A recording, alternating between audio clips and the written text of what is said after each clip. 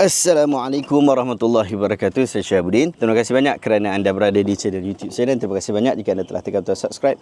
Kalau belum tekan butang perkenaan, tekan butang itu sekarang. Jika video yang bermanfaat, insya-Allah akan ada di feed YouTube anda. Sahabat-sahabat, hari ini kita nak buat reaction tentang isu seorang Habib yang memang cukup bermasalah di Indonesia, iaitu Habib Bahar bin Smith.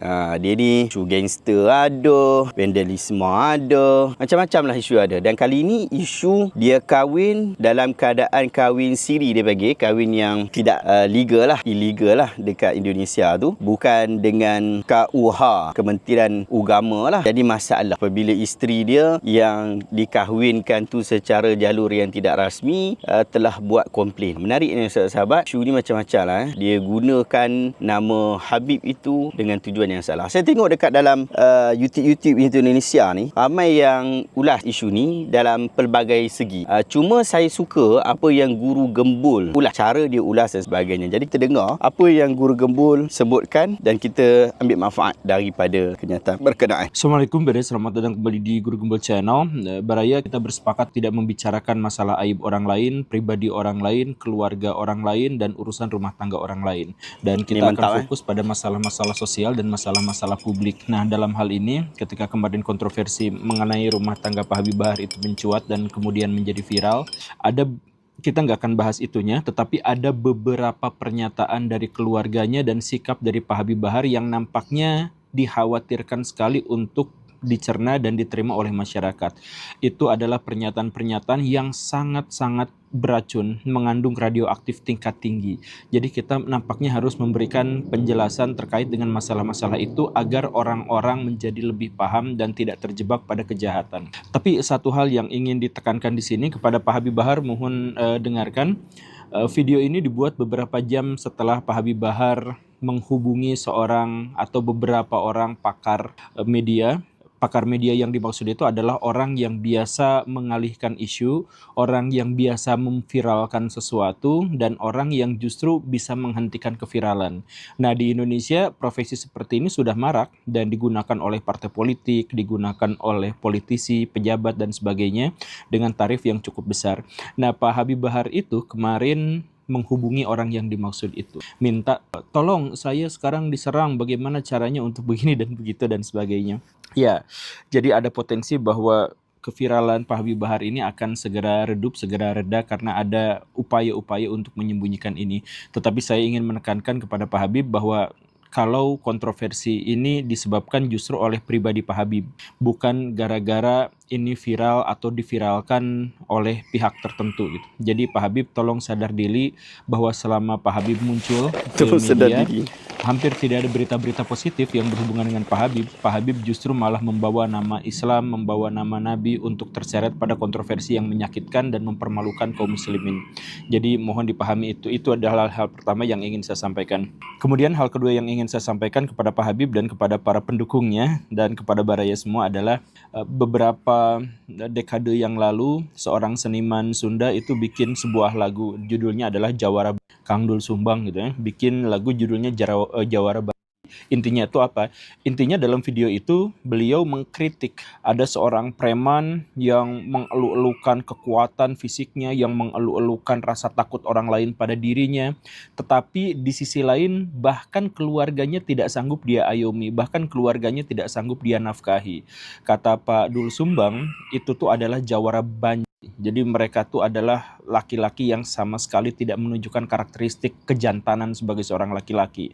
Jadi teman-temannya segan padanya, musuh-musuhnya takut padanya, dan dia membranding dirinya sendiri sebagai orang yang kuat, orang yang pemberani, orang yang hebat, dan lain sebagainya. Tetapi terhadap keluarganya dia ingkar tanggung jawab. Kepada keluarganya dia bahkan tidak bisa memberikan nafkah yang layak dan memadai. Itu adalah laki-laki yang benar-benar memalukan. Kata Dul Sumbang, karakteristik kesejatian seorang laki-laki itu terletak pada bagaimana dia diterima oleh keluarganya, bukan bagaimana dia bisa mengintimidasi lawan-lawannya. Nafkah itu diberi oleh perjuangan, bukan dikembangkan oleh oleh kepalan tangan. Itu maksudnya dari Kang Dul Sumbang itu. Saya pikir ini adalah pernyataan yang sangat relevan untuk Pak Habib Bahar. karena Pak Habib Bahar dan istri-istrinya dan keluarganya justru malah melakukan pembelaan ketika Pak Habib Bahar gagal untuk memberikan nafkah batin dan lahir batin tentu saja kepada istrinya, justru malah ditanggapin bahwa ya wajar saja Habib kan sibuk, ya wajar saja Habib ini kan bukan hanya untuk istri-istrinya tetapi juga untuk jamaah, untuk umat dan sebagainya. Itu kacau luar biasa Baraya. Jadi satu hal, kata-kata dari Pak Habib Bahar yang benar-benar menyakitkan itu adalah ketika beliau mengatakan bahwa dirinya mencintai hanya istrinya saja dan kelak ketika menikah lagi pun Habib Bahar tidak akan mendasarkan pernikahan itu pada cinta. Pernikahan tidak didasarkan pada cinta dan itu direncanakan dan itu dimaklumkan oleh keluarganya. Ini benar-benar sebuah prinsip yang sangat-sangat bejat. Pak Habib Bahar biasa mengatakan kata-kata yang kasar, kancing coplok lah, kemudian bangsa lah, kemudian goptut lah, bahkan itu kepada presiden sekalipun. Tapi kata yang paling menyakitkan itu adalah ketika beliau secara demonstratif dan secara sadar dan bangga mengatakan bahwa kalaupun dirinya menikah lagi, itu pernikahannya tidak didasarkan pada cinta. Dan benar saja dia menipu seseorang, menipu perempuan yang katanya dicintai dan lain sebagainya dan katanya akan menceraikan istrinya dan seterusnya dengan berbagai penipuan dan kegombalan itu. Tapi kemudian belakangan terbukti kata-katanya bahwa dia tidak menikahi berdasarkan cinta. Jadi Baraya, saya ingin menjelaskan sedikit dan tolong berempatilah. Banyak perempuan yang lebih mendambakan kehangatan cinta kasih dari pasangannya daripada kemewahan. Kenapa seperti itu? Karena ketika menjadi seorang perempuan yang menikah, dia itu telah mengorbankan banyak sekali hal. Coba Baraya lihat, ada perempuan-perempuan yang begitu cantiknya, begitu cerianya, begitu imutnya, dan begitu berharganya. Lalu setelah dia menikah, kecantikannya pudar, dia menjadi gendut, menjadi kusam. Karena apa? Dia berkorban. Dia berkorban dari yang awalnya itu bersukacita dengan keremajaan, berubah menjadi cucian dan jemuran. Dia mengorbankan dirinya untuk bisa melayani suaminya, untuk bisa melahirkan dan membesarkan anak-anaknya. Itu adalah pengorbanan yang besar. Baraya sendiri banyak, itu menjadi sebuah fenomena antara gadis remaja menjadi emak-emak, itu perubahannya radikal, perubahannya besar. Karena apa? Karena mereka semua berkorban untuk keluarganya. Mereka berharga, mereka diciutin sama cowok-cowok, banyak orang yang mendekati dan sebagainya. Para wanita itu mendapatkan penghargaan ketika mereka belum menikah. Dan setelah menikah, semua penghargaan itu surut. Tidak ada laki-laki yang mencoba mendekatinya karena sudah menikah. Tidak ada lagi orang yang mencoba menghargai kecantikannya secara terbuka karena dia sudah menikah. Tetapi suaminya sendiri yang mengambil penghargaan itu tidak menghargainya, itu meremehkannya, itu saya kesini hanya untuk melakukan aktivitas seksual, melampiaskannya dan kemudian saya pergi lagi, saya akan nafkahi kamu segini dan segini, ditransfer segini-segini, tapi tidak hadir bersamanya. Itu keterlaluan luar biasa Baraya, itu kriminal. Baraya telah mengorbankan orang yang sudah sedemikian besar mengorbankan dirinya untuk pernikahan itu, lalu diterlantarkan begitu saja dan dikatakan, woi kamu jangan banyak nuntut. Istrinya Bahar bin Smith itu banyak dan dia jadwal pengajiannya banyak. Itu kacau luar biasa. Dan Pak Bahar itu beliau memiliki kekuasaan, memiliki kemampuan untuk mengatur jadwal sendiri, memaju dan memundurkan jadwal, untuk menolak dan menerima undangan. Jadi kalau beliau beralasan bahwa tidak menjenguk istrinya gara-gara sibuk, bukan gara-gara sibuk dakwah, bukan. Tapi gara-gara tidak memprioritaskan, gara-gara menjadikan perempuan itu dalam kacamatanya sebatas alat pelampiasan seks dan kemudian dibayar dengan nafkah, itu saja. Itulah perbedaan antara seks zina dengan seks dalam pernikahan Baraya. Jadi seks zina itu ya hanya untuk hasrat sesaat, kemudian dibayar dengan nafkah itu. Dan itu yang dilakukan oleh Pak Habib Bahar, dan itu dengan bangganya disampaikan ke ruang publik oleh keluarganya, bahkan oleh istrinya. Dan istrinya mengaku, saya satu-satunya istri yang sah, aja kesulitan untuk bertemu Habib Bahar, apalagi kamu yang gini.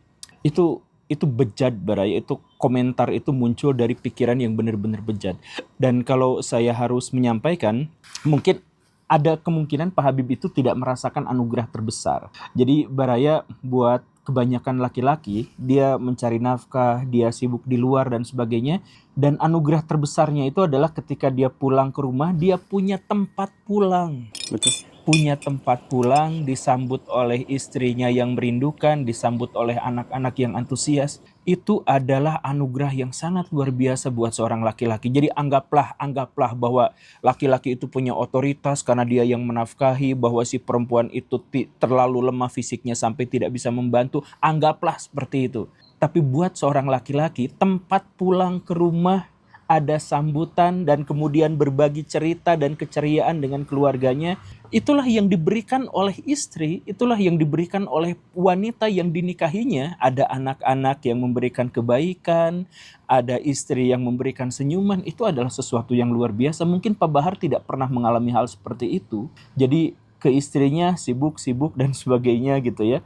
Ya gimana dia mau mencerahkan umatnya, gimana dia mau menjelaskan kebaikan kepada masyarakat kalau untuk level keluarganya yang paling dekat sekalipun, yang saling sayang pada dirinya sekalipun, beliau campakkan hanya demi alasan dakwah. Itu dan saya mohon maaf Pak Habib Bahar, tolong jangan selalu beralasan dengan Islam. Jangan selalu menutupi kejahatan, kelalaian, kesalahan dengan label-label Islam. Pak Habib itu dari dulu sudah sering dia melakukan penganiayaan kepada anak di bawah umur. Katanya itu adalah dorongan dari hadis. Kemudian beliau itu melakukan sweeping kepada orang-orang. Katanya itu juga adalah dorongan dari agama. Kemudian sekarang melakukan aktivitas yang tidak menyenangkan buat keluarganya dan kemudian disampaikan ke ruang publik, dikatakan bahwa ini adalah tuntutan dakwah. Jadi semua hal buruk, semua kejahatan dikaitkan dengan Nabi, dikaitkan dengan Islam. Jadi orang-orang non-Muslim yang membenci Islam, orang-orang sekuler yang tidak suka Islam, itu selalu punya alasan dan punya selalu senjata untuk menyerang Islam gara-gara perilaku Pak Habib dan teman-temannya itu yang semacam itu. Jadi sadar dirilah Pak Habib.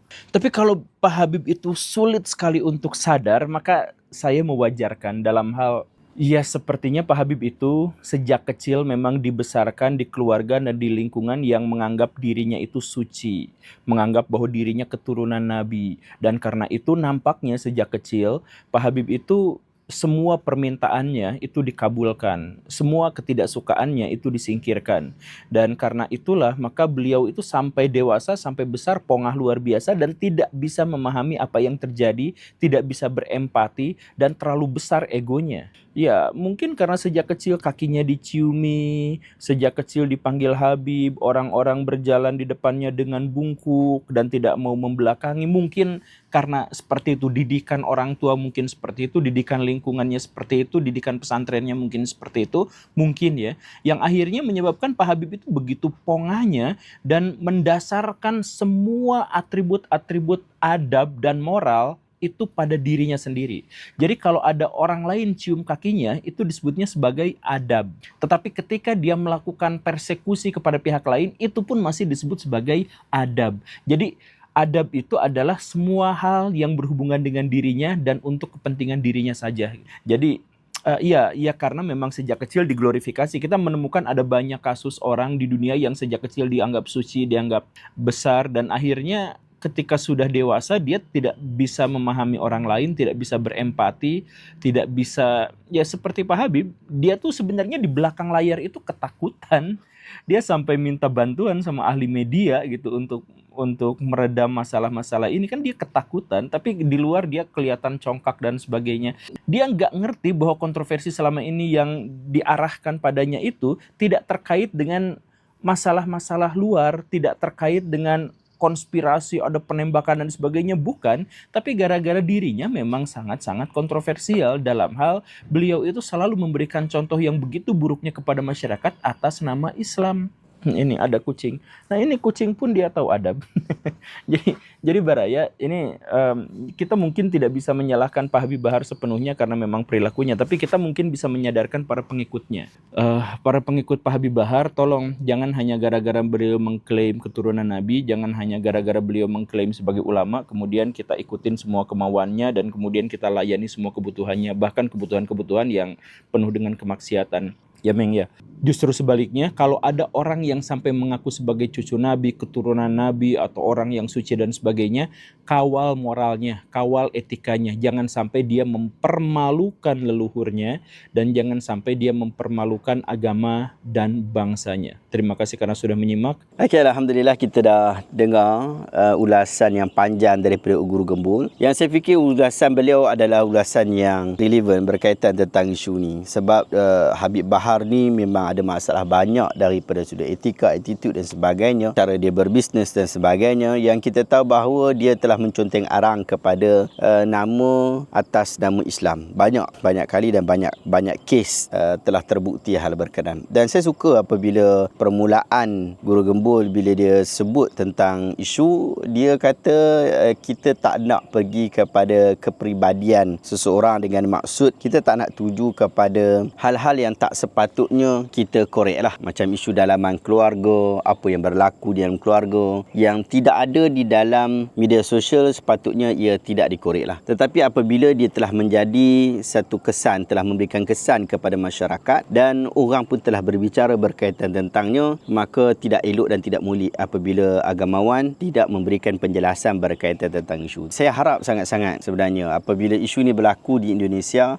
ia tidak berlaku di Malaysia. Isu besar adalah apabila seseorang itu merasa bahawa dia lebih hebat daripada orang lain, dia ada keistimewaan yang tidak ada kepada orang lain. Dan justru itu dengan hal berkenaan dia rasa dia boleh untuk melakukan penindasan. Kes beliau ni saya rasa mungkin panjang lagi dan tak habis lagi. Isteri pertama dengan kerenah-kerenahnya, kemudian Helwa, isteri baru yang baru melahirkan anak. Kemudian ada lagi cerita tentang isteri yang seorang lagi, yang bawah umur 17 tahun.